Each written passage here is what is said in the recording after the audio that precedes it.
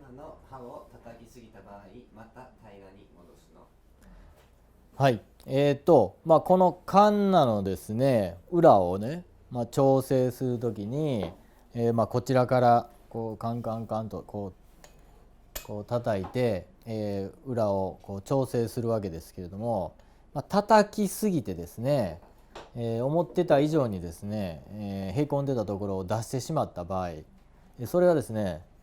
こちらからこういうことはしてはダメです。はい。あくまでもこの裏側はもう完全に鋼ですんで、鋼はもうどこを叩いても割れてしまいます。だから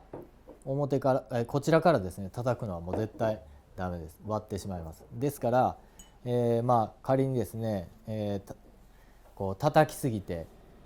出過ぎてしまったらもうそれは、研磨してですね高いところをどんどんどんどん下げていくっていう作業をして、平らを作っていくということになります。